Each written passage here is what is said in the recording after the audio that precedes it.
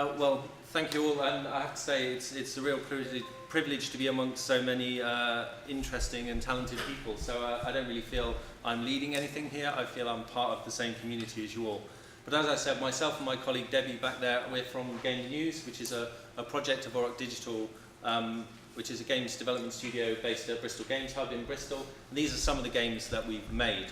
I was asked to give a little bit of a talk to how I see news games and maybe offer a few bits of advice from some of the work we've done that you can take on over the next couple of days. Now, this is the different parts of normal traditional games development, and that's my background. For the last 15 years, I've been a games developer. So you can see there's a bit of game design, there's some code, there's a 3D model from of a mesh from some art and some sound. And that's sort of stuff that compiles together to make what we think of as a traditional game. And this is a game called Call of Cthulhu that I worked on, and this is something that took us about a year to make. And we're going to ask all of you in this room to do that same thing, but in about 2 days. So no pressure there. So I think I'd like to start with, what do I see as a news game? And I think the first point and most interesting point is exactly what news games are and what they will be has yet to be defined. It's a really open space, and it's a space for all of us here and developers outside here to help define. I suspect we will end up with not news games overall, we will end up with a range of news games, from larger serious news games to more fun things that are equivalent to an interactive cartoon, if you like. But the first point, and I think this is the key point, is I often drive this point home that they're about engagement, not necessarily fun. That's not to say it can't be an enjoyable experience or something that you want to do. But in the same way, if you watch a documentary about a difficult subject, you might have engaged with that documentary and feel it was worth your time to do that. But you wouldn't necessarily have fun watching that documentary in the same way if you watched a comedy film. And just because games are associated with fun more commonly doesn't mean that's all we can do. And I think that's a really big thing for me as a games developer. In the work we did with Endgame Syria and things like that, there was often this sense that there was a big room full of all the serious people talking about the serious issues of the world, and poets and artists and journalists and essayists and writers and politicians, they were all allowed in the room. But those of us who made games and those of us who played games, we were somehow excluded, not because of what we had to say, but because they didn't understand our form. And I think that is now, thanks to the work of lots of games developers, changing. So that's an important point. I'm going to go into these a little more, as I said. So when we talk about engagement and fun, like I say, the immediate association with games equals play equals fun. And I think play doesn't necessarily have to be that. When we started working on Endgame Syria, there was this perception that it's a war, therefore how do you cover a war? It has to be a first-person shooter. There's no other way to think about war. But actually, there's huge amounts of ways to think about war. And one of the things I thought about a lot while making the game is this was a real conflict where real people were dying. And I didn't want to produce anything that I didn't feel paid justice to the source material of a serious conflict. So when we built a game, we had this idea of embedding in the top the civilian casualties, that every choice you made had a cost in lives. And to me, creating a game where the outcomes were not just win or lose, but there was also peace as a third outcome, was a way of using the interactive space to come up with something more than just the simple good, bad, win, lose, straightforward dichotomies. And that's what I feel is important about engagement, not necessarily fun. Topical, I think, is very important. And I note that I was doing an interview with somebody who was talking about games, and they said, well, how did you get into making political games? With the sense that every other game isn't itself political. A game that chooses not to engage with anything is itself making a political choice. The Call of Duty games, by example, are full of politics in the choices that they make. But I think in a way you have to engage with the real world issues for news gaming. This screenshot here is actually from a game that I think was never released called 6 Days in Fallujah, and during the Iraq War they looked to use that to make a game. I personally wouldn't consider this to be a news game, because while they're using real world information in order to set a game in it, its aim wasn't really anything more than the entertainment. It wasn't anything more than glorying in that material.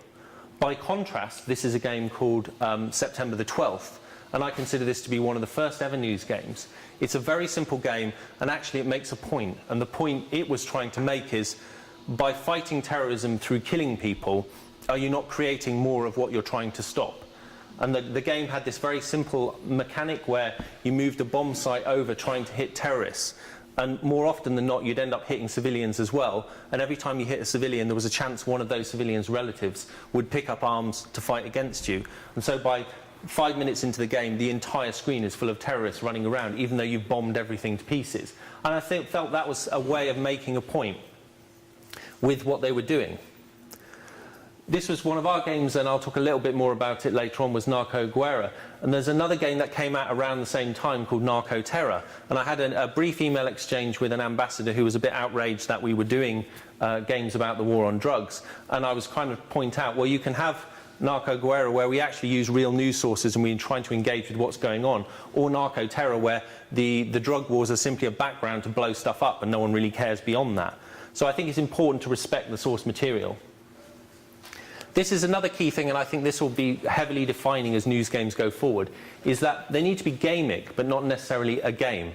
And I define that as the idea that you can be playful in your interactions, even if you're having scores and levels and end-of-level bosses and a beginning and middle and end. You can use the interaction itself to convey what it is you're wanting to impart to the audience. This screenshot here is from a game called Dysphoria.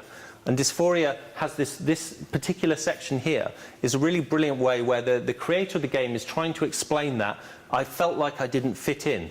And all that happens is you come onto this level here, you see this block and you have to try and move it through the shape, the wall. And what you realise is it doesn't fit. And to me that was a really profound way of explaining to the audience, I feel I don't fit, in a way that I suddenly, from first-hand experience as the player, I now understand what they're getting at, in a way that is as powerful, or if not more powerful, than if they had explained to me that they felt they didn't fit. They gifted me that experience. And that, to me, is a gamic way of explaining something, and that's really important. There's another example here, and this was a cartoon on... there's a link at the bottom, which I'll give to all these at the end. There's a cartoon where you choose the answers, and then you get to input your own. So you're both creating a cartoon by the choices and putting your own text in to make a kind of funny punchline. It isn't a game in the sense you win or lose, but it uses gamic, playful interactions as a way of engaging you with the topic. One of our games, and this would be the other thing that I think is very key, and I've alluded to this in the other things, is you want to deliver more than straight gameplay. If all your game does is take an existing thing, it's Space Invaders, but you put political figures in there instead of the creatures, what is it offering that a news article is not? What is it offering that Space Invaders isn't? You need to make your game offer something else, about some understanding of the situation, some level of interaction that, like I said, gives the audience, the player, that sense of more what's going on.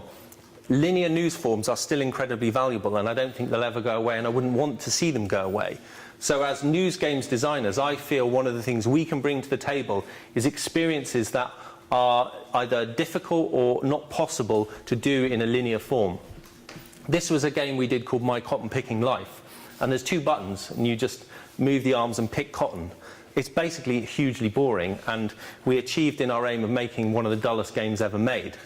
But it has a point, and that's the prestige. And in Magic, the prestige is the final reveal where you show the magic of what you're trying to do. The prestige of this game came when you quit.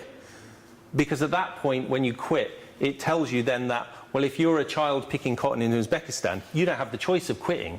That is your entire day, 8 hours a day for months. We use the boredom as a way we get the player bored, we let the player get out of being bored, and then we deliver the message of what we're trying to do. So I think you use existing tropes, you use gameplay mechanics, you use expectations, existing prejudices even, as a way of playing with the audience and getting to reveal to them this prestige about your game, this reveal, this thing that makes your game more than just a game and more than just a news story. So again, Narco Guerra I'll return to as another example we used with this. The game looks a little bit like the game of Risk. It plays a little bit like the game of Risk, all entirely designed to be like that.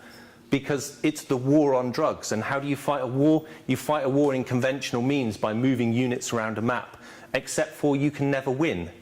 Because what we discovered during our research into the war on drugs is the more successful the police are at stopping the supply of drugs, the higher the price goes up. The higher the price goes up, the more people start selling drugs because there's more money to be made, and hence the cycle repeats. So actually within this game there's a simple metric, which is the higher the price of the drugs go, the more likely a new cartel is to appear. That's all we did, is link those two things.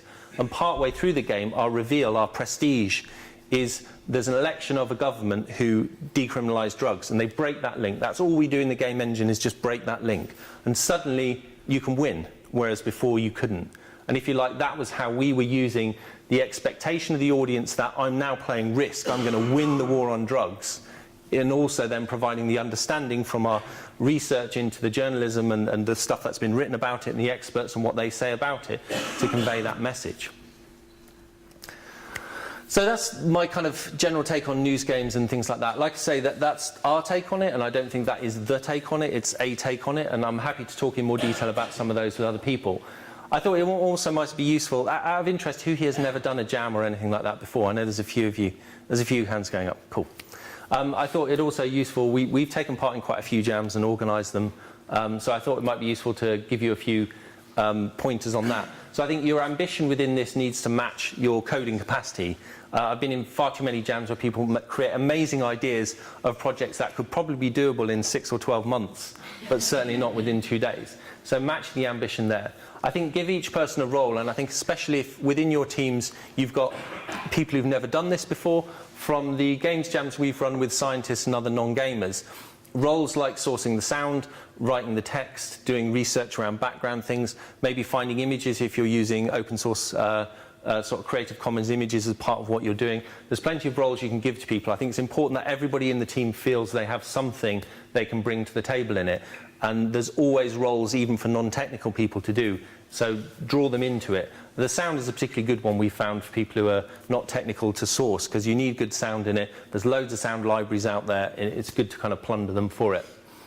Agree the source, the technology source control, Dropbox, SVN, whatever it is you're using. I've been in game jams where far too long people have spent the first 6 hours trying to get SVN working before they've even written a line of code, which is bad. And then I think to break the game into the minimum viable product, what's the basis we'd like this game to do? What's the absolute core? And going back to what I talked about news games, you know, you want the thing that it is, the essence of the story you're wishing to convey and how you're going to convey it. And then all the other cool ideas you've come up with, have those as optional extras. So if you get the time, you'll do them. If you don't, you'll still end up with something that's absolutely playable. And then I think finally, you know, looking beyond the scope of the next couple of days, what is it, the challenges that we see for news games? And I'm talking at the Clash of Realities event on Thursday morning, so I'll be able to go into a bit more detail of our learning from this. But I think first and foremost, as I said, acceptance is a key thing, and there's a lot of very talented people around in the room, some of whom I've chatted to already, and some of whom are producing amazing stuff. So I think in a way, the challenge of being taken seriously, we're well underway with, but I don't think we should underestimate our ability of what we can achieve, but also that there is significant opposition to this as a serious form. Things like the App Store, and we obviously fell foul of Apple not allowing M-Game Syria in there, which was a well-publicised thing that, and this was my favourite article that came out of it, was written by GamesBeat, where one of the journalists dug into the terms and conditions of submitting an app, and they actually say, if you want to criticise religion, write a book, don't make an app or a game. You know, it's almost as if you say something horrible in one form, it doesn't translate into another, which I think all I'm asking for as a games developer is to treat games exactly the same way you treat any other medium. Judge us on the content we make, not the form we're choosing. And then I think that's, you know, really the key things about where it's going to go. The rest of where news games are, what they're going to be, everything like that, has yet to be decided. As Marcus said, we're here to create the future. It's as yet an undefined form. There's lots of scope to be defined today and at events beyond this, and I think it's an incredibly exciting time. As journalism moves on to devices that are interactive by their nature, as people are consuming news on iPads, on Android devices, on TV, interactive TVs, you as journalists, and those journalists in the room, I've met a few of you here today, you are not competing with you're not competing with the Standard or Paris Match or, you know, the Independent or the Daily Mail. That's how I think news organisations traditionally think that's our competition. If we do a better story than they do, we will be winning. But you're not. You're competing with Candy Crush. You're competing with Clash of Clans. You're competing with Netflix. You're competing with every other app that they can close, the user can close and open up. And so if news organisations are not making use of the interactivity in these devices, then the output they produce will become increasingly stale next to these ever more elaborate interactions. And for me, as a citizen of the world, I want to see the problems that face us addressed. I want to see people read and hear about the news stories that matter. I don't just want people to be just doing nothing but playing games. And so in a generation of people, and as you go down the age groups, the percentage of people playing games per day rises rapidly. The best way to talk to people for whom games is their first and primary medium is in the language they understand, which is games. And that's what I hope we can achieve today. So thank you all, and I look forward to working with you on the News Game Hack.